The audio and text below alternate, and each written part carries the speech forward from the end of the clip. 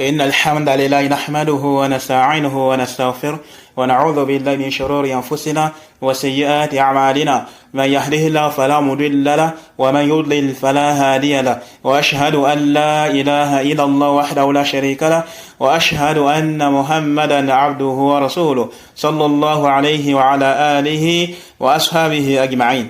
أما بعد, donc nous sommes toujours dans notre série de réfutations contre le frère Yahya Nadir concernant, c'est quoi?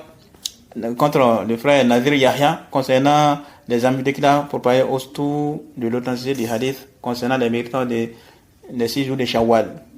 Alors, on va continuer avec la suite de ces vidéos. Il a dit à partir de la 5e minute 20e seconde jusqu'à la 8e minute 9e seconde, toujours le premier audio. Il dit. Donc, parmi mes arguments que j'ai avancé en temps, premièrement, nous qui l'avons appelé Doïf, et ceux qui l'ont dit Sahih, personne d'entre nous vivait au temps du prophète, ou des compagnons, ou des tabi'in, ou des tabi'in, personne. Donc, ça c'est clair. Izan, l'intervalle de 3 siècles, et c'est après ça la parole est venue nous voir, vers nous. Et le hadith nous a dit que la personne qui jeûne le Ramadan et jeûne en plus 6 jours suivants du mois de Shawwal aura une récompense de celui qui a jeûné durant toute une année. Dans d'autres versions, durant toute sa vie.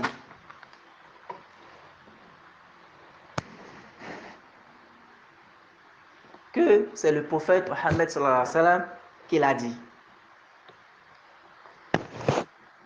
Donc, parmi les incohérences que moi j'ai trouvées,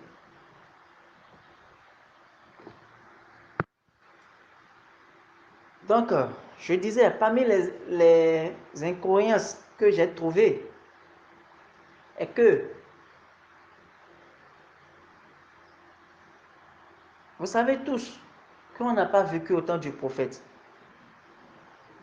ni des compagnons, ni des tabi'in ou tabi'in.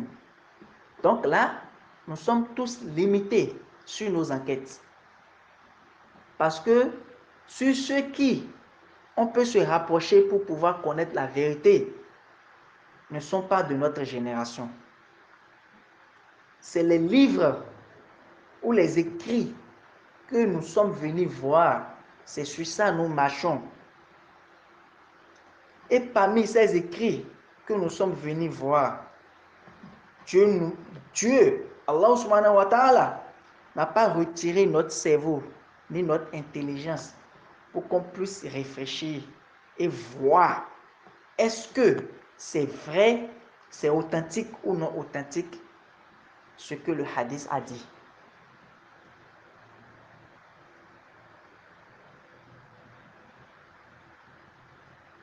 C'est pour ça, nous, on est d'accord avec ceux qui appellent le hadith que c'est un hadith doïf.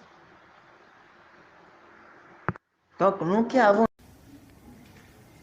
Voilà.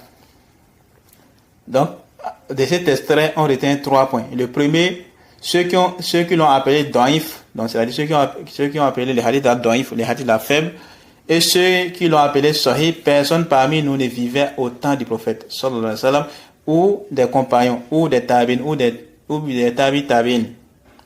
Le deuxième point, l'intervalle de 3 siècles, que c'est après l'intervalle de 3 siècles. Et c'est après ça, la parole est venue. Et après ça, la parole est venue vers nous. Le troisième point, c'est quoi? Il dit, parmi les incohérences qu'il a trouvées, est qu'on n'a pas vécu tous au temps du prophète, sallallahu alayhi wa sallam, ni des compagnons, ni des tabi'in, ni des tabi'in. Et donc, nous sommes tous limités sur nos enquêtes. Parce que ceux auprès de qui nous allons nous rapprocher pour connaître la vérité ne sont pas de notre génération. Ce sont les livres ou les écrits qu'on a vus. C'est sur ça nous marchons. Et parmi ces écrits que nous sommes venus voir, Dieu, Allah n'a pas retiré notre cerveau. ni notre intelligence pour qu'on puisse réfléchir et voir est-ce que les hadiths dit, est-ce que ce que le hadith dit là est authentique ou non. C'est pour ça nous sommes d'accord avec ceux qui ont dit que le hadith est daïf. Voilà. Est-ce que ça maintenant c'est les argumentaires pour dire que le hadith est authentique ou bien le hadith est authentique? Vraiment, ça m'a fait rire quoi. Quand j'ai entendu ça, quand j'ai écouté l'audio là, ça m'a vraiment fait rire. C'est-à-dire vraiment, il parle avec ignorance. Il croit qu'il connaît. Premièrement, on commence par le premier point. Il dit quoi? Ceux qui l'ont appelé daïf ou ceux qui l'ont appelé soïs, personne parmi nous ne vivait autant des prophètes ou des chrétiens. Ça, c'est un mensonge. Et peut-être c'est dû à son ignorance. Qu'il aille faire encore des recherches. Déjà, le prophète lui-même, il a dit le hadith. Les compagnons du prophète, plusieurs compagnons du prophète rapportent les hadiths. Il y a même des tabi'in qui disent qu'on jeûne. Il y a des tabi'in qui disent qu'on jeûne. Et ils se basent sur ces hadiths. Les autres tabi'in également. Donc, venez dire que ceux qui ont dit que c'est daïf, oui. Pour ceux qui ont dit que c'est daïf, oui, ça c'est vrai. Mais ceux qui ont dit que c'est sahih, il y a déjà même depuis l'époque même des tabi'in. Depuis l'époque même des autres tabi'in. Depuis l'époque même. Donc, si toi tu ne sais pas, ne pense pas qu'il n'y en a pas. Ton ignorance, ce n'est pas une science. Il y aurait quelque chose, n'est pas une science. Et c'est ça, en fait, le fait qu'il ignore quelque chose, il fait de ça une science pour venir rendre faible les hadiths. Abdullah ibn Mubarak, il fait parler de quoi? Des Atwa Tabi'in, non? Et Sufyan al-Thawri, Sufyan ibn Uyayna, tous ces savants là. Abdurrazzaq as-San'ani, premier du savant. Il faut pas dire, tous ces savants sont des descendants de quelle génération? La génération des Atwa Tabi'in. Et parmi les Tabi'in, il y en a également. Hassan al-Basri, il disait qu'on jeûne. Qui parle de quoi? Qui parle du jeûne des cycles de Shawwal. Et Ibn Qudama a même cité un bon nombre de ça. Et on verra sur ça, Inch'Allah. Quand il va amener un argument bidon là, pour rédiger ça, on va citer les noms, Inch'Allah. Donc, venez dire que ceux qui l'ont appelé daïf et ceux qui l'ont appelé sahih, personne parmi nous ne vivait. Ça là. C'est comme si ceux qui ont appelé ça daïf et ceux qui ont appelé ça sahih là, en fait, c'est les gens de cette époque en fait. C'est les gens de cette époque. Et il parle de l'Arabie Saoudite. Il mélange seulement les sujets en fait. Il mélange seulement les sujets. Il n'a pas maîtrisé le sujet et il pense qu'il connaît le sujet. Et donc, il s'est lancé sur ça. Il ne connaît pas dire n'importe quoi. Déjà, même depuis l'imam Ahmed, Sufyan al-Thawri, c'est le savant de quelle génération? Va encore faire tes recherches. Abu Hatim al-Razi, il ne va pas dire de quelle génération? Abu Hatim al-Razi, comme c'est venu dans les livres de son fils, Ibn Abi Hatim. Il a fait comprendre que son père, il a posé la question au sujet de ces hadiths-là. Son père a dit que c'est les deux, il a parlé par la deux versions. Et son père a dit quoi? Les deux versions sont authentiques. Tu vois, il vient dire quoi? Et Abu Hatim l'est connu. Dans la chaîne des hadiths, on dit qu'il fait des sons qui sont très durs. En ce qui concerne l'authentification des hadiths, en ce qui concerne la critique et l'éloge. Division, il fait l'éloge des rapporteurs. Il est connu. Toi, tu viens, tu passes vraiment n'importe comment ça. Plein de savants, ils ont authentifié. Si tu disais que les savants qui ont dit que c'est pas authentique, ils sont venus tardivement, oui, ça c'est vrai. Mais dire que ceux qui ont dit que c'est authentique, ils sont également venus tardivement, ça c'est faux. Déjà, mais à l'époque, parce qu'il y a certains qui faisaient la fatwa qu'on jeûne. Il suffit seulement de réveiller, même quand l'imam Tirmidhi avait évoqué ça, il a cité les hadiths là. Quand il a fini de citer les hadiths, il a dit quoi? Il y a plein de savants qui ont vu que ils ont vu les caractères préférables du jeûner. Et là, c'était même la parole d'Ibn Mubarak. Tout ça parce qu'il est limité en fait. Venez dire que nous sommes que personne parmi nous personne parmi les gens qui ont dit que c'est authentique ou même pas authentique, personne parmi nous n'ont vu qu'il n'y a des potes de compagnons, ni des potes de tabi, ni des potes. Ça là c'est de la pure ignorance. C'est la pure ignorance. Et il fait ça comme un argument. Et après il dit que ceux avec qui il a débattu, personne n'a pu me réfuter depuis 4 ans. Ça c'est argumentaire ça. C'est argumentaire ça. Peut-être qu'il faut dire que tu as trouvé devant toi des ignorants, comme toi. Et donc, ils n'ont pas pu te réfuter. Concernant son deuxième point, il a parlé de l'intervalle de 3 siècles. Ça, également, c'est un mensonge. Ça, c'est un mensonge. Voilà une autre mensonge encore. L'affaire de l'intervalle de 3 siècles. Quel intervalle de 3 siècles? Les hadiths étaient déjà là. En fait, ce qui prouve le mensonge, c'est que les hadiths en question, il a été rapporté avec des chaînes d'intervention rattachées. jusqu'au prophète. Donc ça veut dire quoi? Tu dis après 3 siècles. Tu dis après 3 siècles, ça veut dire quoi? Que donc depuis cette génération-là, avant 3e siècle là, on ne connaissait pas les hadiths. Et donc quelqu'un a rapporté, il a dit quoi? Que le prophète a dit ça. Donc ça veut dire quoi? Les rapports, il n'y avait pas des rapporteurs entre le prophète et celui qui a reçu les hadiths. C'est ce que ça implique. Alors que même il y a même des tabines qui rapportent les hadiths. On va avoir des compagnons, des tabines, des tabines qui sont dans la chaîne de transmission. Le récit. Plus que ça même, les savants qui ont rapporté dans les livres là, c'est les savants qui n'ont même pas vu le 3e siècle. L'imam Abdrazak As-San'ani, dans son livre Al-Musannaf, il rapporte ça. Dans le Musannaf, il rapporte le hadith là, des 6 jours là. Dans le Musannaf de Abdrazak, le hadith numéro 7918. Le Musannaf de Ibn Abi Shayba, il rapporte également, volume 3 à la page 97. L'imam Abu Daoud at-Tayalisi, il rapporte dans son Musnad également. Abu Daoud at-Tayalisi, il fait partie des professeurs de l'imam Ahmed.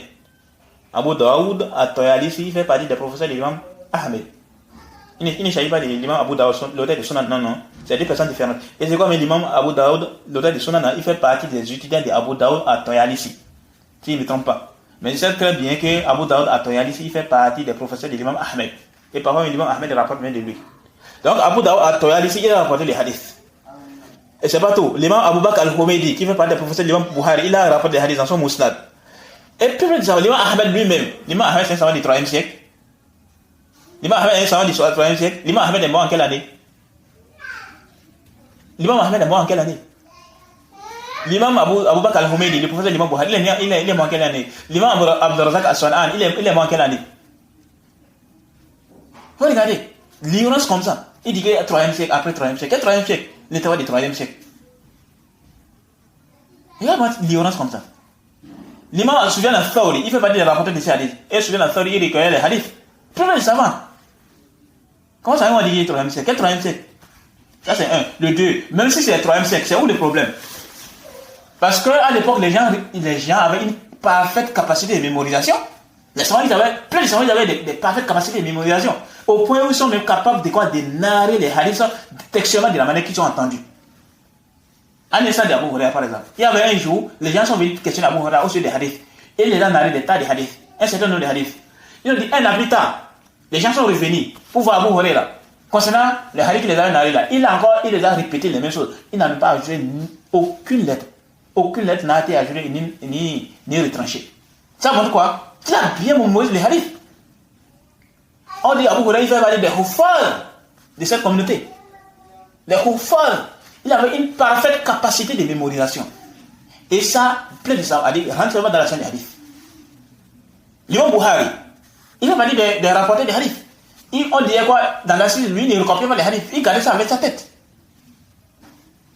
Il y a certains qui recopiaient. Mais il y a d'autres savants qui ne recopient pas. Et parce qu'ils avaient une parfaite capacité de mémorisation. Et d'autres savants qui, à la fois, ils n'ont pas une parfaite capacité de mémorisation. Et en même temps, ils recopiaient.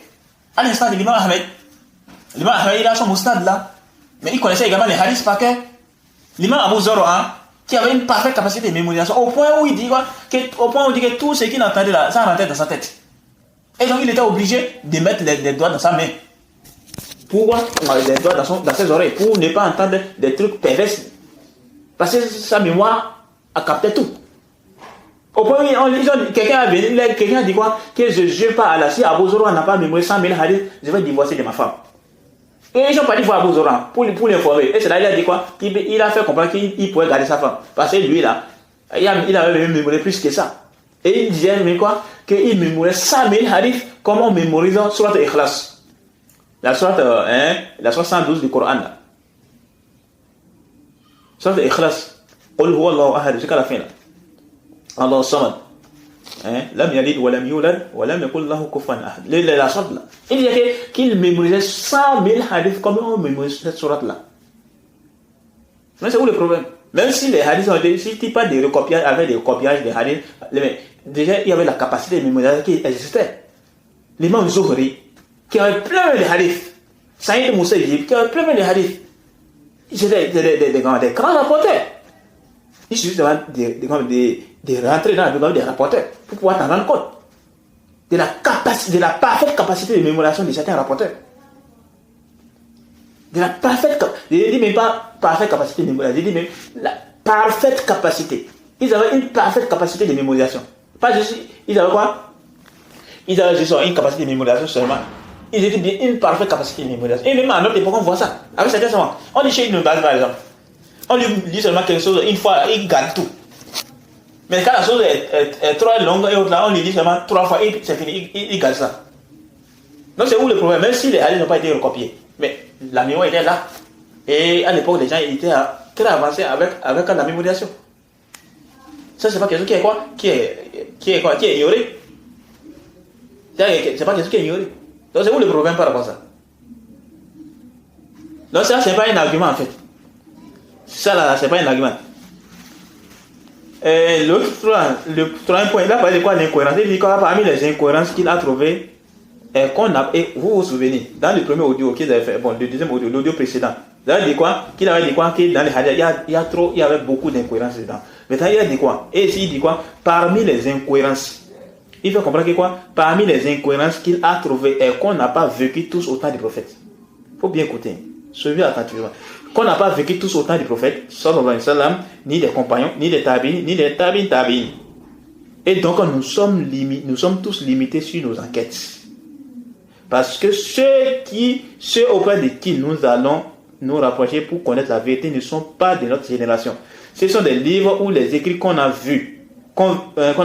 C'est sur ça nous marchons. Et parmi ces écrits que nous sommes venus voir Dieu. Que nous sommes venus voir Dieu. Allah n'a pas retiré notre cerveau ni notre intelligence pour qu'on puisse réfléchir et voir est-ce que les hadiths sont authentiques ou non. Ça c'est quoi? Et c'est pour ça que nous sommes d'accord avec ceux qui ont dit que le hadith est daif. Voilà, c'est l'argumentaire. Et c'est l'incohérence. Vous voyez ça? Et c'est ça maintenant, c'est un argumentaire. Si c'est ça son argumentaire, ça veut dire quoi? En réalité, on va quoi? Il est en train de détruire en même temps les enseignements islamiques en fait. En fait, il est en train de détruire tous les enseignements islamiques. Même le Coran. Le Coran s'est descendu à notre époque. C'est pas l'époque du prophète. En fait, cette parole-là, il ne faut pas rendre compte quoi. Il a fait une fausseté. Ça veut dire quoi? Ça veut dire que tous les hadiths du prophète, on va les rejeter, y compris le Coran. Tout simplement parce que c'est quoi? Par rapport à la cause, il y a une incohérence. Quelle est cette incohérence? Le fait qu'on n'a pas vécu à cette époque-là. Ni à l'époque des compagnies, ni des tabines et autres là. Ça c'est quoi? Ça c'est son argumentaire. Ça. Est-ce que ça là c'est un argumentaire en réalité? Quand ça m'a fait rire en fait. Et c'est ça, maintenant il dit que depuis 4 ans là, il est en train de dire personne n'a pas pu le convaincre. Ça là c'est un argumentaire ça. Donc ça veut dire quoi? Tous les hadiths, en fait, il n'y a plus même des hadiths authentiques. Parce qu'on n'a pas vécu à cette époque là. Donc il n'y a plus de hadiths authentiques. Parce qu'on peut tous les hadiths que lui a dit que c'est authentique là, on peut appliquer la même règle là, on va dire quoi? Les hadiths qui ont dit que c'est authentique là, on va dire quoi? Parce que dans la vidéo, il a fait comprendre que, pas la vidéo, l'audio là, il a fait comprendre que le prophète général le jeudi et les lundis, non? Hein? Il a parlé de quoi? Le jeudi, les lundis et autres là.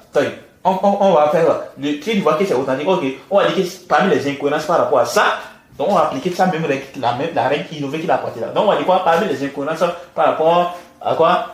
À ça, par rapport au hadith qui est venu pour ce que le voyage général de lundi et de jeudi là. On va dire comment les incohérences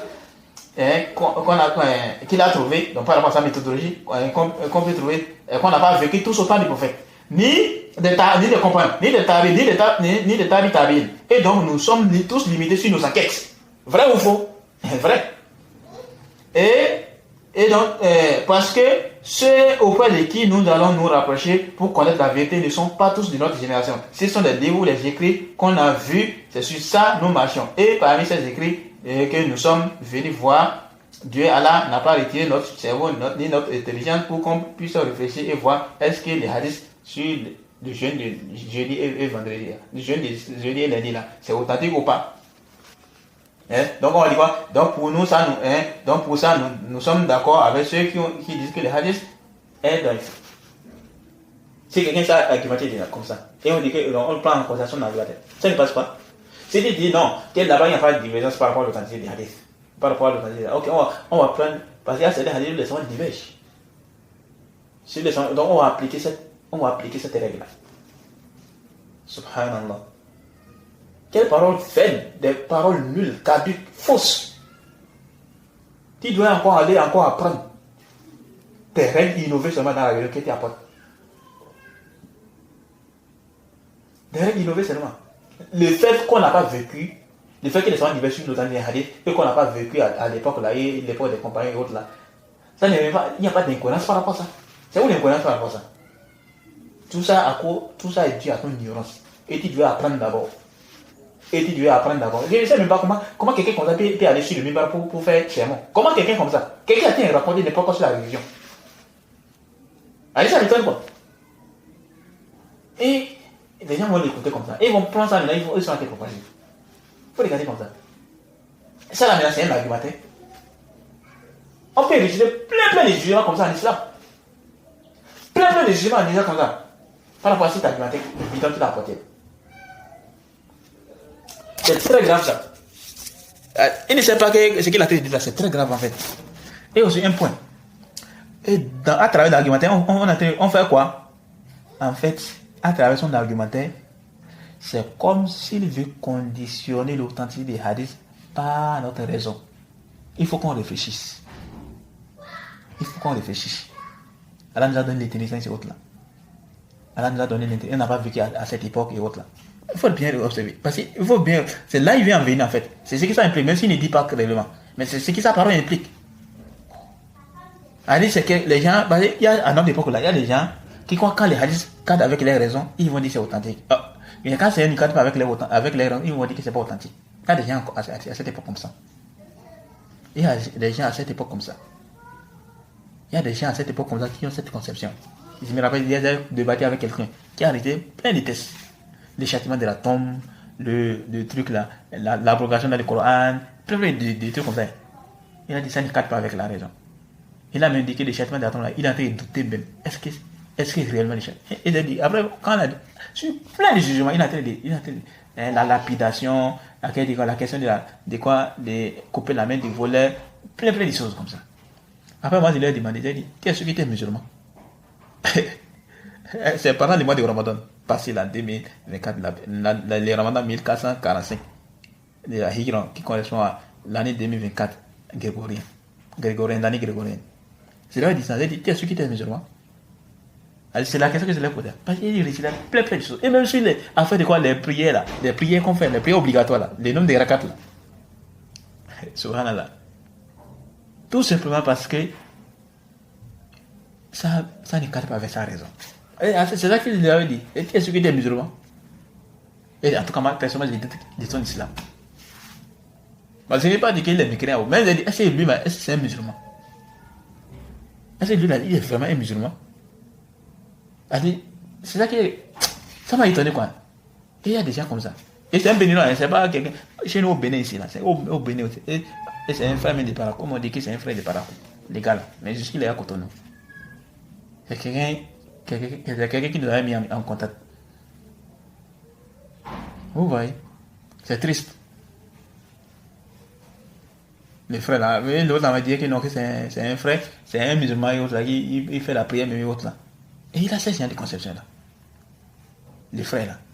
Donc à qui il a dit, est-ce que sûr que tu es musulman?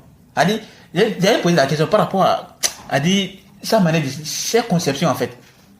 Les conceptions qu'il avait sur plein de jugements en islam. Il dit les hadiths là, il faut mettre ça dans les poubelles. Les hadiths du prophète, tel hadith là, les hadiths dessus d'ailleurs, on va mettre ça en poubelle. Les hadiths sur la mère de Aïcha, tout ça. Il faut regarder. C'est triste. Donc par rapport à cela, il y a des gens qui rejettent les hadiths parce que ça ne cadre pas avec les raisons. Mon frère, il faut déjà savoir que lorsque la communauté est unanime sur l'authenticité d'un hadith, c'est fini, qui te soumet. Pas faire histoire de que Allah nous a donné la raison et autres. Ça n'a plus lieu d'être là. Ça n'a plus lieu d'être là. Lorsque le consensus est déjà établi, d'accord, tu te soumets. Tu es dans l'obligation de te soumettre. Même si ça ne cadre pas avec ta raison. Même si ça ne cadre pas avec ta raison. Tu es dans l'obligation de te soumettre. Ta raison là, pour philosopher là, il faut laisser ça de côté. Et si tu viens contredire ça, alors c'est ce qui est en train de t'égarer du droit chemin.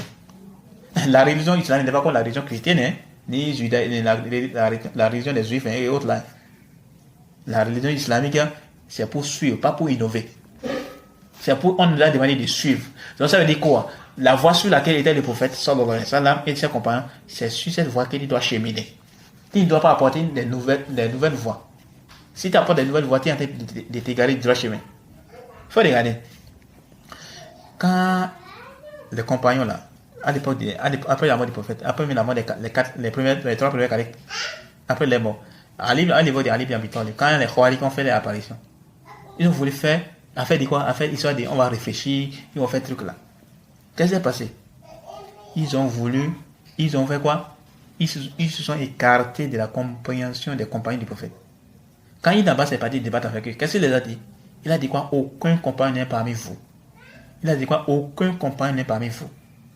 Alors que ce sont eux qui ont assisté à la révélation. Ils sont mieux placés pour savoir ce qu'Allah a voulu dire par tel verset. Ils sont mieux placés pour savoir ce que le prophète sallallahu alayhi wa sallam a voulu dire par tel hadith. Et aucun parmi eux n'est avec vous. Ça montre quoi? Que vous êtes sur une voie de déviation. Tout ça montre quoi? On nous a demandé de suivre. On ne nous a pas demandé d'innover. Maintenant, on ne nous a pas interdit de réfléchir. Il faut réfléchir, il faut réparer. Non, on ne doit pas réfléchir.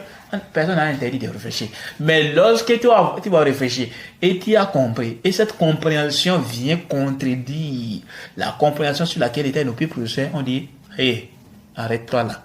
La compréhension que tu as eue là, c'est une mauvaise compréhension. Il faut jeter ça. Il faut laisser ça. Il faut laisser ça de côté.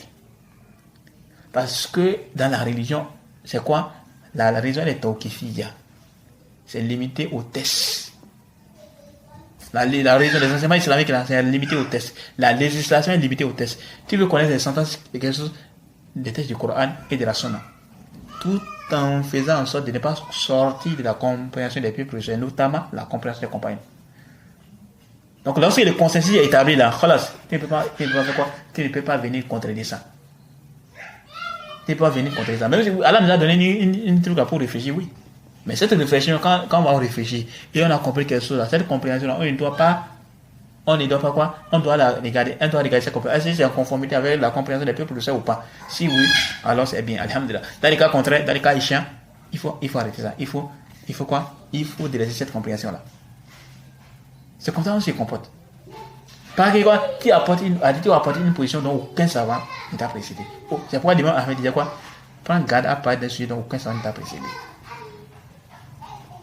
Donc, le fait que nous n'avons pas vécu au temps des prophètes, ni des compagnons autres là, et que nous avons vécu tardivement, ce n'est pas une preuve pour dire que quoi, que quand un récit nous parvient de manière authentique, et que notre raison ne cadre pas avec ça, on va réfléchir pour venir s'opposer à ça.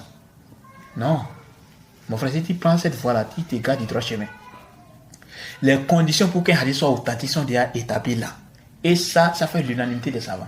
Si ces 5 conditions-là. Donc, lorsque les 5 conditions sont remplies, même si tu as raison là, même si tu vas réfléchir, et que ta réflexion vient s'opposer à ça, alors sache que tu as pris une voie de déviation. Tu as pris une voie de déviation, une voie d'égarement. Qu'est-ce que Allah nous a dit dans le Coran? Allah nous a dit dans le Coran, la sourate Nisa. La sourate Nisa, c'est la sourate 4. Le verset 100 combien là? C'est le verset 115, je crois. Le verset 115, si je ne me trompe pas. Le verset 115 de la sourate Nisa. Qu'est-ce que Allah nous a dit? Allah dit wa man yushaqiqi ar-rasula min ba'di ma tabayyana lahu al-huda. Il dit, et quiconque fait scission avec les messagers après que le droit chemin lui est apparu. C'est là, c'est tout l'aspect argumentatif. غير سبيل المؤمنين غير سبيل المؤمنين نوليه ما تولى ونصله جهنم.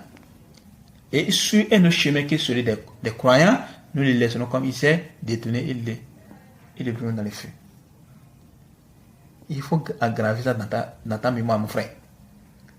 Lorsque le consensus est établi, tu n'as pas le droit de venir contredire ce consensus-là. Donc, lorsque les savants du hadith, ils ont mis en place une règle, et qui est cette règle-là, fait l'unanimité, voilà, c'est une preuve en islam. Si tu viens t'opposer à ça, tu t'égares du droit chemin.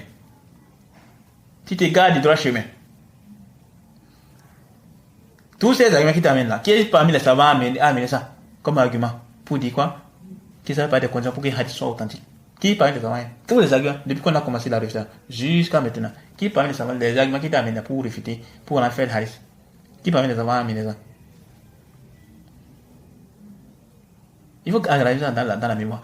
Allah dit quoi? Et sur un autre chemin que celui des croyants. Et là-bas, les croyants, d'abord ici, c'est quoi? C'est le compagnon du prophète. Donc, lorsque les compagnons sont sur une voie, et en général, les musulmans, quand ils sont sur une voie, et que toi, tu viens contre cette voie, tu te gardes de droit chemin, tu es menacé. Donc, il va falloir que tu prennes garde au fait de venir contredire le consensus qui est dit là. Le consensus qui est dit là, tu n'as pas le droit de venir contredire ça. Si tu contredis, alors tu t'es exposé à un très grand danger. À un très grand danger. Donc, tu dois suivre. On t'a demandé de suivre, on ne t'a pas demandé d'innover. D'apporter les règles innovées pour venir faire quoi. Allah nous dit également dans la sourate Baqarah, le verset 137. La sourate 2, le verset 137. Allah dit ceci. Soyez attentifs. فَإِنْ آمَنُوا بِمِثْلِ مَا آمَنْتُمْ بِهِ فَقَدْ اهْتَدَوْا. Selon la tradition sans s'approcher, alors s'ils croient à cela même à quoi vous croyez, ils seront certainement sur la bonne voie. Qui sont visés dans les versets, à la base, c'est le compagnon. Donc, lorsque les compagnons du prophète sallallahu alayhi wa sallam sont sur quoi une voie, sur une croyance, ils croient que telle chose c'est comme ça. Et en général, les croyants, et particulièrement les compagnons du prophète, quand ils ont comme conviction que telle chose est légiférée, et que toi, tu viens t'opposer à ça, tu es en grand danger. Et toi, tu es sur cette voie-là, alors tu es sur la bonne voie. S'ils croient à cela même, à quoi vous croyez, ils seront certainement sur la bonne voie. Et Allah dit quoi? Et s'ils s'en détournent, alors ils seront certes dans le chiisme, dans la division. qu'Allah subhanahu wa ta'ala nous en préserve. Et un hadith qui est venu, le prophète dit quoi? Sallallahu alayhi wa sallam, sa communauté ne pourra jamais s'unir sur le faux. C'est impossible que... Il y a une partie de la communauté qui peut s'égarer, mais que toute la communauté s'égare du droit chemin, ça c'est impossible. Ça ne pourra jamais avoir lieu. Et c'est jusqu'au jour de la résurrection. C'est impossible que toute la communauté s'égare du droit chemin. Il y a une partie qui peut s'égarer, mais que toute la communauté s'égare, c'est impossible. Et donc, lorsque la communauté musulmane, les musulmans, on n'a pas dit des musulmans, la communauté musulmane, on n'est pas en train ici de parler des mécréants. Les mécréants, ça c'est autre chose. Quand les musulmans sont d'accord sur un point, alors, et ça fait l'unanimité sur les musulmans, c'est quoi?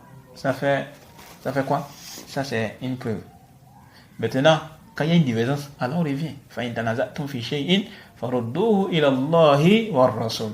En cas de divergence, Allah nous a dit quoi? Si vous vous disputez, si vous divergez en quoi que ce soit, revenez à Allah et à son visage. Donc, voilà ce qu'il faut faire. Donc, afin de dire qu'on va réfléchir, autre là. Non, mon frère, c'est pas comme ça. Ce n'est pas comme ça. Nous sommes limités. Oui, mais quand il parle de quoi nous sommes limités dans les recherches, en quoi nous sommes limités? Où c'est toute la limitation là? Pas du tout. Pas du tout. Où c'est toute la limitation? Les livres ont été écrits. On a présenté de manière détaillée les rapporteurs des hadiths. On les a détaillés. Et c'est pas une seule personne qui a fait ça, ni deux personnes, ni trois. Plusieurs savants. L'imam Zahabi a fait. L'imam Ibn Hajar en a fait. Al-Mizi en a fait. Avant, Al-Khatib al-Baghdadi, il en a fait. Ibn Abi Hatim en a fait dans son livre la critique et les rapporteurs. Et il y a également les fils de l'imam Ahmed, où il y a la critique des rapporteurs. Abdullah, il y a un livre là où il pose des questions à son père par rapport à certains rapporteurs. Et ainsi de suite. Et plusieurs a dit, et on voit les paroles des savants par rapport aux différents rapporteurs. Et parfois, tu vas voir que ce qu'ils ont dit par rapport à tel rapporteur, tel savant a dit aux tel rapporteur. Quand tu vas regarder la parole de l'autre savant, tu vas voir les mêmes choses. Ça montre quoi? Les rapporteurs, il est quoi? Il est fiable. Aujourd'hui, là, on parle de l'imam Malik. Combien de personnes essaient de faire les lots de l'imam Malik? On dit l'imam Malik c'est ci, l'imam Malik c'est ci, l'imam Malik c'est ci, l'imam Malik c'est ci. On a vu qu'avec l'imam Malik, c'est pas les informations qui nous ont parvenu. On a fait parvenir que l'imam Malik, voilà, c'est quelqu'un qui était, il était comme ça, il était comme ça, il était comme ça. Donc l'information qui nous est parvenue là, pas des gens qui étaient fiables. Les savants qui étaient fiables. On a pris l'information en considération. Et les frères là, qu'est-ce qu'il fait? Il est dans son dos, il dit l'imam Malik, celui il a vécu dans la vie des prophètes, ceci, il fait l'héros de l'imam Malik. Il a fait l'héros de l'imam Malik, oui ou non? Il a fait l'héros de l'imam Malik. Il a vécu avec l'imam Malik. Il a vu l'imam Malik. Ah, quand là ça l'arrange, là il n'a pas dit quoi, ah, non, nous sommes limités. Quand ça l'arrange, la position de l'imam Malik, donc il a commencé à faire d'abord l'héros de l'imam Malik, ensuite maintenant il a amené sa position. Il a amené sa position. Quand ça l'arrange, mais étant donné que ça ne l'arrange, il va dire quoi, nous sommes limités. Qu'est-ce qu'il a fait de l'imitation? La même manière que tu connais l'imam Malik là, tu connais les statuts de l'imam Malik, les gens les statuts de l'imam Malik là, il faut faire tes recherches par rapport aux autres, les rapporteurs qui ont rapporté les hadiths là. Et là tu vas savoir. Parce que si tu ne connais pas la personne, c'est normal que tu dis des bêtises. Mais si tu connais la personne, les paroles de sens sur lui, hein, la réalité de la personne, quelle dit il y a une chose? Non. Nous sommes limités. Où c'est la limitation là? On peut aussi dire par rapport au Coran comme ça, non? Qu'est-ce qui prouve que la riwaya, quand les différents riwaya, on dit version Hafs, version Qur'an, version. Qu'est-ce qui prouve que c'est vrai? On va aussi dire que nous sommes limités, non? On peut aussi rejeter les différentes versions là, non? Il va falloir que tu craignes Allah subhanahu wa ta'ala. Tu dois revenir sur la vérité. Au lieu de venir philosopher autour des hadiths du prophète sallallahu alayhi wa sallam. Parce que ça ne cadre pas avec ta raison. Il faut faire très attention. Il faut faire très attention. L'imam Bukhari aujourd'hui, les gens font ces éloges. L'imam Bukhari c'était quelqu'un qui on dit les quatre imams. L'imam Malik, l'imam Shafi, l'imam Abu Hanifa, l'imam Ahmed, c'est des imams qui étaient comme ça, ceci. Les compagnons du prophète, c'est là. Pourtant on n'a pas vécu avec eux. C'est l'information qui nous est parvenue. Pas les personnes qui étaient dignes de confiance. Et lorsque l'information d'un digne de confiance nous parvient, on prend sa considération. Mais il va falloir que tu fasses très attention. Il faut que tu fasses très attention par rapport à ce sujet-là. Donc on va s'arrêter ici. Maintenant, là, il va apporter un argument bidon que les prophètes n'avaient pas fait ça. C'est pas rapporté du prophète qu'il avait jeûné. Voilà son argumentaire. Pour notre faible hadith là. On va réfléchir ça dans les prochaines vidéos. On va s'arrêter ici. Subhanakallah wa bihamdika ashhadu an la ilaha illa anta astaghfiruka wa atubu ilayk. Assalamu alaikum wa rahmatullahi wa barakatuh.